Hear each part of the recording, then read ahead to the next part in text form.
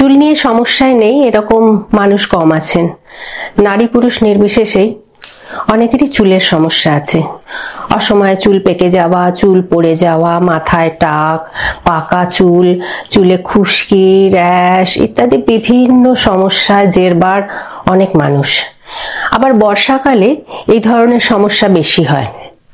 চুল ড্রাই হয়ে যাওয়া, চুলের জেল্লা কমে যাওয়া, চুল পড়ে যাওয়া, এই সমস্ত সমস্যা বর্ষাকালেই বেশি। তার কারণ অবশ্য মাথার তালু যদি ঠিকমতো পরিষ্কার না হয় তাহলে ফাঙ্গাল ইনফেকশনের মাত্রা বর্ষাকালেই বেড়ে যায়।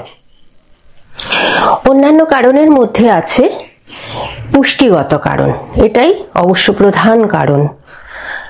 যদি ডায়েটে ঠিকমতো প্রোটিন, ভিটামিনস, মিনারেলস, আয়রন ইত্যাদি যথেষ্ট মাত্রায় না থাকে তাহলে সহজেই কিন্তু চুল দুর্বল হয়ে যায় এবং ভঙ্গুর হয়ে নষ্ট হয়।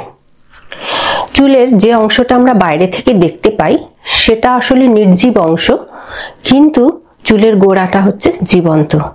অর্থাৎ সঠিক পরিমাণে পুষ্টি যদি চুলের গোড়ায় সরবরাহ করা না হয় তাহলে অচিরেই চুল নষ্ট হয়। এছাড়া বংশগত কিছু কারণ থাকতে পারে চুল পড়ে যাওয়ার পিছনে। টাক পড়াও কিন্তু অনেকটা বংশগত, অনেকটা হরমোনাল কারণ। পুরুষদের মধ্যে অ্যান্ড্রোজেন হরমোনের আধিক্য এবং মেয়েদের মধ্যে ইস্ট্রোজেন হরমোনের অভাব, এই দুই কারণেও কিন্তু হতে পারে চুল পড়ে যাওয়ার সমস্যা।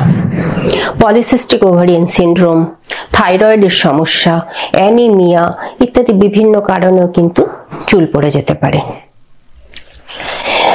এছাড়া বিশেষ কিছু ট্রিটমেন্ট যখন চলে, দেখা যায় কেমোথেরাপি বা বিশেষ ধরনের ড্রাগের ব্যবহার ইত্যাদি কারণেও চুল নষ্ট হয়। খুবই দ্রুত চুল পড়ে যেতে পারে এবং মাথায় টাক পড়ে যেতে পারে। তবে চুল পাকার সমস্যাটা কিন্তু অনেকটাই বংশগত।